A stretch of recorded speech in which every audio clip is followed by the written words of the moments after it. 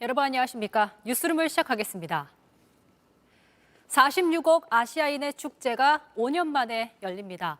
항저우 아시안게임이 우리 시간으로 밤 9시 개회식을 갖고 16일간의 여정에 돌입하는데요. 역대 가장 많은 선수단을 파견한 우리나라 금메달 50개를 목표로 내세웠습니다. 바로 항저우로 가보겠습니다. 최종혁 기자. 막이 오르기까지 이제 3시간쯤 남았네요. 네, 4년하고도 1년을 더 기다렸습니다. 개회식까지는 약 3시간 가까이 남았는데요. 주 경기장이 한눈에 보이는 이곳엔 이렇게 벌써부터 항저우 시민들이 많이 모여 있습니다.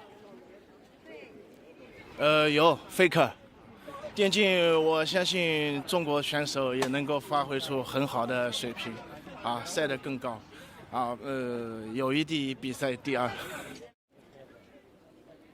가장 앞에 나설 우리 선수단의 얼굴도 정해졌죠?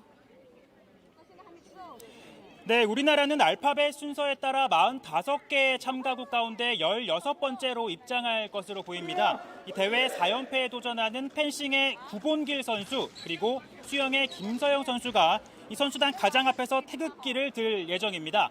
네, 그리고 이번 대회에는 5년 만에 국제 스포츠 무대에 복귀하는 북한이 참가하죠. 우리보다 빠른 7번째로 주 경기장 트랙을 밟을 것으로 보입니다. 지난 대회 단일팀을 이뤄 여자 농구와 카누, 용선 등에서 함께 메달을 합작을 했지만 이번에는 선의의 경쟁을 펼칠 걸로 보입니다. 개회식 행사에 디지털 신기술들이 많이 활용됐다고요? 네, 이 개회식의 꽃은 단연 성화점화일 텐데요. 통상 개최국을 대표하는 스포츠 스타가 마지막 주자를 맡게 되지만 이번엔 디지털 기술로 차별화를 했다고 합니다. 어떤 모습일지 저도 지금 참 궁금한데요.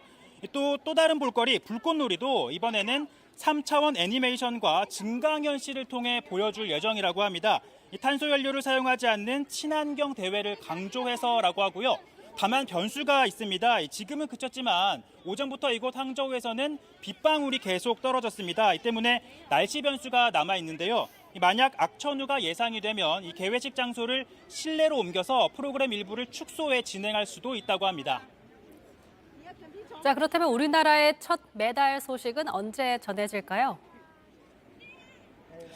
네, 많은 분들이 가장 궁금해하실 텐데 당장 내일부터 많은 메달 소식이 들려올 걸로 보입니다.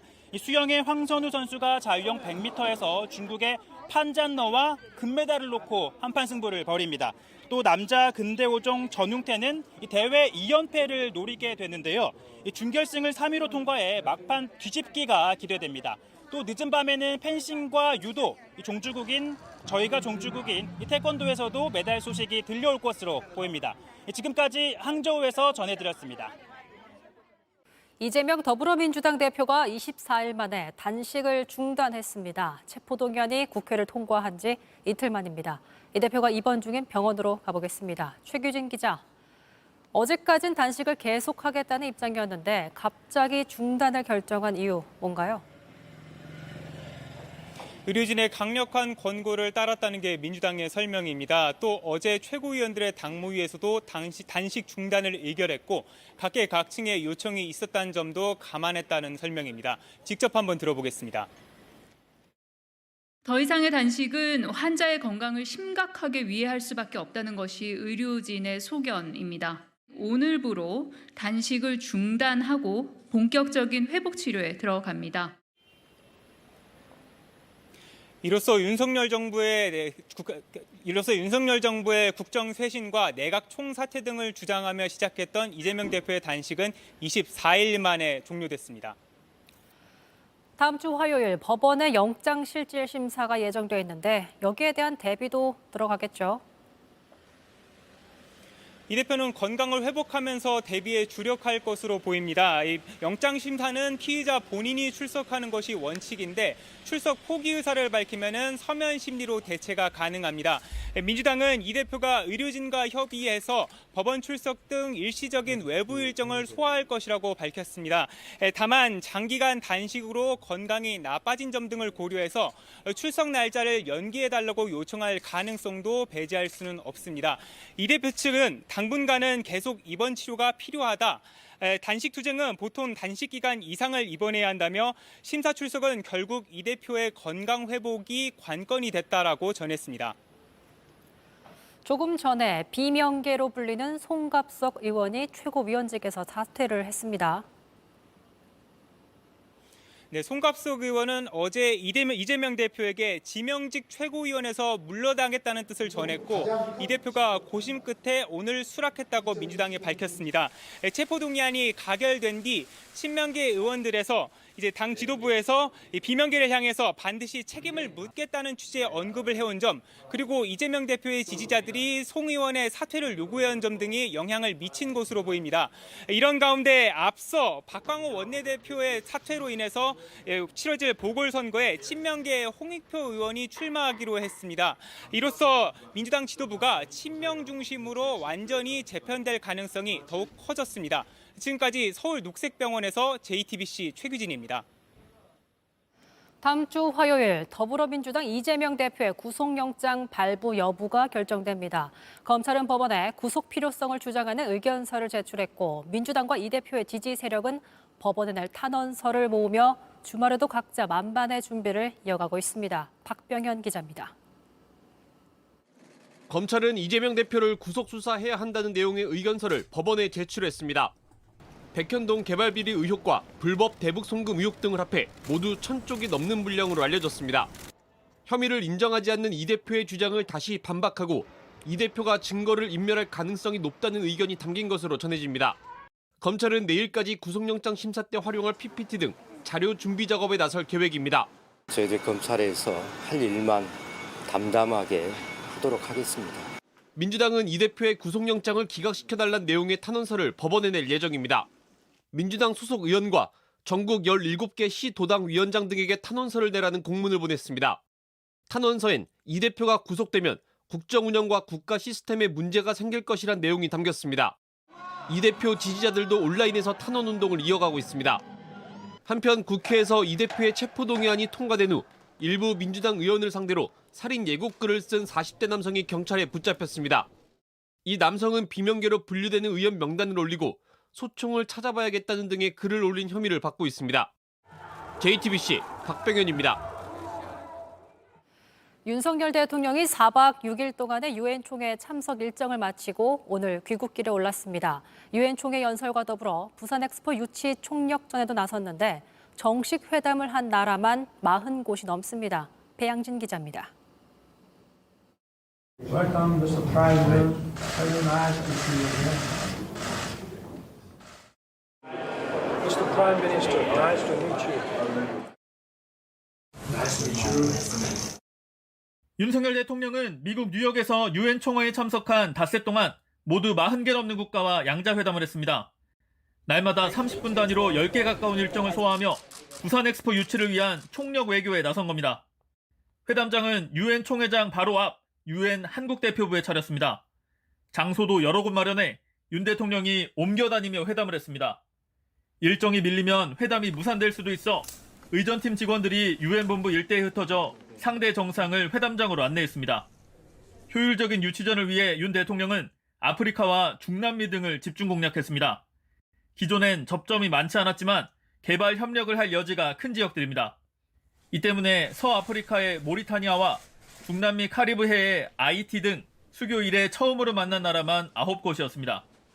부산 엑스포를 통해 대한민국은 그동안 국제사회로부터 받은 도움을 국제사회에 돌려주면서 책임있게 기여하는 글로벌 중추국가로 도약하고자 합니다.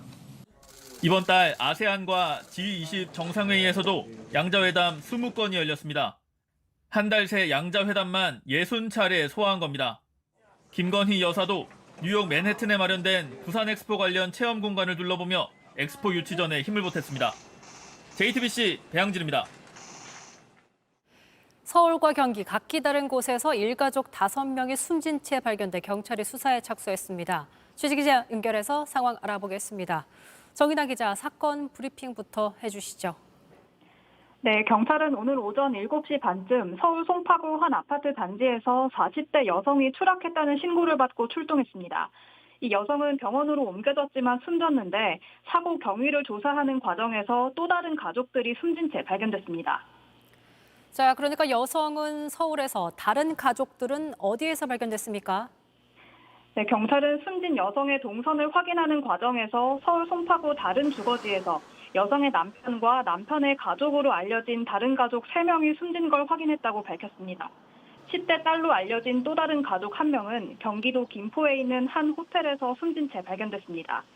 경찰은 우선 남편과 남편의 가족이 숨진 채 발견된 주거지에서 경제적 어려움에 대한 내용이 담긴 유서가 발견됐다고 밝혔습니다. 경찰은 사건의 경위를 파악하기 위해 일가족의 앞선 행적을 추적하고 있습니다. 지금까지 보도국에서 전해드렸습니다. 다음 소식입니다. 철근 빠진 아파트로 전관 특혜 논란을 일으킨 LH가 전관의 기준을 새로 만들었습니다. 퇴직 3년 이내인 2급 이상을 전관으로 정했는데 3년이 넘으면 전관이 아니기 때문에 오히려 기존 전관업체에 면죄부를 준 거 아니냐, 이런 지적이 나오고 있습니다. 정아람 기자입니다. LH는 공직자윤리법의 취업 제한을 근거로 전관의 기준을 새롭게 만들었습니다. 공직자윤리법 취업 제한은 일정한 직급의 공무원이 퇴직일로부터 3년간 관련 기업에 취업할 수 없게 하는 내용입니다. LH는 여기에 따라 퇴직 3년 이내의 2급 이상을 전관으로 정하고 전관이 속한 업체는 용역심사에서 최대 감점을 주겠다고 했습니다. 일반 공무원 취업 제한 규정을 전관이라는 범위에 적용한 겁니다. LH의 새 기준에 따르면 2급 이상도 퇴직하고 3년만 지나면 전관이 아니기 때문에 자유롭게 LH 일감을 따낼 수 있습니다. 철근 빠진 아파트에서 감리와 설계를 맡았던 이른바 전관업체도 과거 퇴직자들이 많기 때문에 더는 전관업체가 아닙니다. 현장 반응은 회의적입니다. 3년 이렇게 제한한다 그러면은 그 이전에 퇴직한 사람들에 대해서는 규정상으로도 길을 더 터주는 게 되는 거 아니겠습니까? 전관으로 분리를 안 하니까 이제 LH는 신규 입찰 공고건부터 이 기준을 적용하기로 했습니다. 철근 빠진 아파트 명단이 발표된 7월 31일 이후에도 전관업체가 일감을 싹쓸이한 게 드러나 전면 취소하겠다던 11개 용역에 대해선 불법이 발견되면 계약을 취소하겠다고 말을 바꿨습니다. JTBC 정아람입니다. 오늘과 내일 경기도 하남에서 열릴 예정이던 K-팝 콘서트가 사흘 전 무대 붕괴 사고로 취소됐습니다. 비바람 속에 무대를 짓던 8명이 다쳤는데요. 지난해엔 공연이 끝나고 무대를 철거하던 작업자가 떨어져 사망하기도 했습니다. 반복되는 사고 원인, 이은진 기자가 취재했습니다. 소방대원들이 어지럽게 흩어진 철제 파이프 사이를 살핍니다. 33m 높이 구조물이 쓰러지며 무대를 설치하던 작업자들을 덮쳤습니다. 8명이 다쳤고 이 중 30대 외국인은 아직 의식을 찾지 못하고 있습니다. 현장 감식을 마친 경찰은 구조물 자체가 부실했다는 중간 결론을 내놨습니다. 무대 시설물은 정말 가설 구조물입니다. 조립 자체가 견고하게 안 된다는 이런 단점을 갖고 있습니다. 공연 뒤 빠르게 해체해야 하는 가설 무대의 특성입니다. 언제든 사고가 날 위험이 있는데 비바람 부는 날 작업을 강행한 게 문제였습니다. 2014년부터 7년 동안 48건의 공연장 산재가 보고됐습니다. 고용보험 가입자가 다친 경우만 집계한 것으로 실제 사고는 더 많을 수 있습니다. 2018년 성악도 박송희 씨가 무대 채색 아르바이트 중 7m 아래 떨어져 숨진 이후 바뀐 공연법이 지난해 7월 시행됐지만 현장에서는 달라진 게 없다는 얘기가 나옵니다. 일하는 거 보면 정말 위험하게 일을 하시거든요. 추락 방지 장치 이런 거 없어요. 그냥 올라가서 작업하고. 사고를 지자체와 문체부에 사후 보고하도록 하는 게 전부기 때문입니다. 워낙 이제 공연들은 많은데 제대로 훈련받은 분들은 없고 설치는 많이 해야 되는데 그러니까 사람들이 느슨해지고. 코로나가 끝나고 공연이 다시 늘어나며 사고 위험은 더 커지고 있습니다. JTBC 이은진입니다.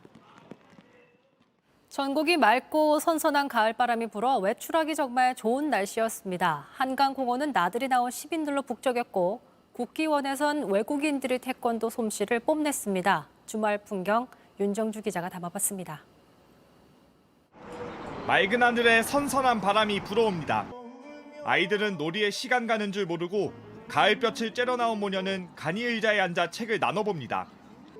서울 낮 기온이 17도에서 26도 사이를 기록한 오늘 한강공원은 나들이 나온 시민들로 북적였습니다. 그림자만 있으면 선선하고 날씨도 좋아가지고 좀 밖에서 책을 읽으면 좋겠다. 산책 나온 강아지도 신이 났습니다. 기분이요? 기분 어때요? 좋아 보이긴 해요. 공중을 향해 힘차게 날아오르고 송판을 있는 힘껏 내리칩니다. 발끝이 마음처럼 잘 안 닿아도 배우는 자세는 진지합니다. I wanted to be ready to fight in case of any danger. 서울 국기원에선 외국인 태권도 경연대회가 열렸습니다. 40개국 800명이 참석해 저마다 실력을 뽐내고 한국 전통 문화도 체험했습니다. I like the red one. My favorite color is red. Definitely bulgogi for me. It was kind of chewy, but it had good taste to it. 기상청은 일요일인 내일도 맑고 선선한 가을 날씨가 이어지는 가운데 큰 일교차에 감기에 걸리지 않도록 주의할 것을 당부했습니다. JTBC 윤정주입니다. 지난 15일 시작된 미국 자동차 노조의 파업이 좀처럼 합의점을 찾지 못하고 있습니다. 임금을 둘러싸고 노사 양측의 입장차가 좁혀지지 않고 있기 때문인데요. 그런 건데 조 바이든 대통령까지 노조를 거들고 나서며 파업이 장기화될 우려가 나오고 있습니다. 로스앤젤레스 홍지은 특파원입니다.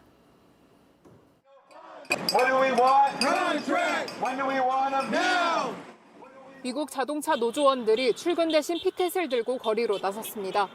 파업 일주일간 협상에 진척이 없자 미국 자동차 노조는 파업 확대를 선언했습니다. We will shut down parts distribution until those two companies come to their senses and come to the table with a serious offer. 포드 등 3대 자동차 제조업체 공장에서 벌여오던 파업을 20개 주 38개 부품 공급센터로 확대하겠다고 선언했습니다.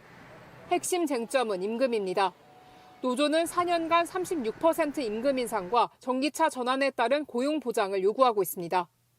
We need to make more money because of the economy itself. You know, everything keep going up and the money we making, people just living check to check.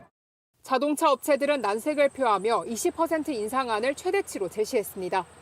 조 바이든 대통령은 피켓 시위에 동참하기 위해 오는 26일 파업 현장을 방문할 예정이라고 밝혔습니다. 이번 파업으로 인한 경제적 피해액은 이미 2조 원을 넘긴 걸로 추산됐습니다. 파업 사태가 장기화할 경우 경제 전반에 미치는 영향은 적지 않을 전망입니다. 로스앤젤레스에서 JTBC 홍지은입니다.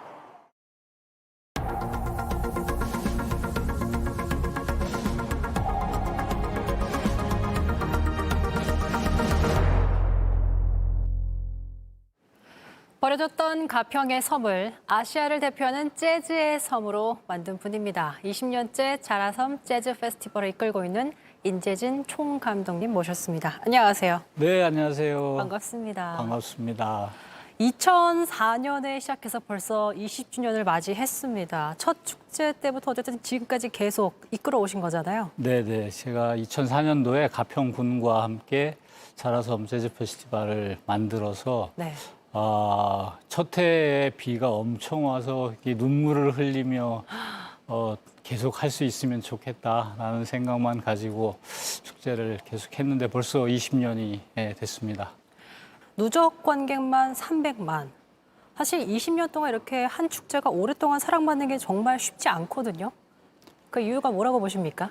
축제는 사실 그 모든 분들이 그러니까 그 판타지 같은 것들이 있죠. 그러니까 멋진 공간에서 자연 속에서 사랑하는 연인과 가족과 친구와 음악을 들으며 하루를 이렇게 보낼 수 있다라고 하는 것에 이제 굉장히 매력을 느끼게 되는데 그런 것들을 현실적으로 구현 가능하게 만들어준 최초의 공간이 저는 이제 자라섬 재즈 페스티벌이다라고 생각을 하고요. 사실 자라섬 재즈 페스티벌 지금은 아무렇지 않게 정말 한 문장처럼 들리지만 처음에 자라섬과 재즈?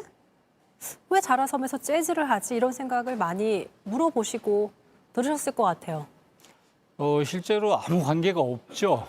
네, 자라섬하고 재즈는 관계가 없는데 공연 기획자로서 개인적인 정말 꿈이 큰 재즈 페스티벌을 하는 거였었습니다. 그래서 그 페스티벌 이야기를 늘상 하고 다녔는데 우연히도 저의 그 강연을 20여 년 전에 가평군청의 공무원이 강연을 들은 상황이 생겼어요. 그래서 그게 이제 인연이 됐고 또 가평에서 어디서 하면 좋을까 여기저기 이렇게 장소를 보여줬었는데 다 적당하지가 않더라고요. 그래서 가려고 하는데 마지막으로 진짜 말도 안 되는 데 있는데 거기라도 한번 가서 보실래요? 해서 보여준 데가 자라섬입니다. 그리고 그때 제가 기억하는데 저한테 근데 여기 비 오면 가라앉아요라는 이야기를 했거든요. 어떤 점이 눈에 들어왔기 때문에 자라섬을 선택하신 거예요? 기본적으로는 자연경관이 굉장히 아름답습니다. 네, 아름답고 또 개인적으로 너무 하고 싶으니까 여기도 안 된다고 그러면 안 할 것 같아서. 사실 지금이야 재즈가 굉장히 많이 대중적으로 변하는 것도 있지만 당시 시작하셨을 때만 해도 재즈 페스티벌을 열겠다라고 했을 때 주위에서 선뜻 재즈 페스티벌? 이런 반응이었을 것 같아요. 그렇죠. 왜냐하면 재즈 페스티벌이 실제로 없었고 제가 그 당시에 공연과 관련한 제 별명이 흥행업계 마이너스 손이었었어요. 네, 그래서 이제 하다 물에 가라앉는 섬에 가서 재즈 페스티벌까지 하려고 하는구나 해서 주변에 굉장히 걱정스러운 눈빛으로 저를 보는 분들이 되게 많이 있었습니다. 하지만 감독님께서는 이게 될 거다라고 생각하셨잖아요.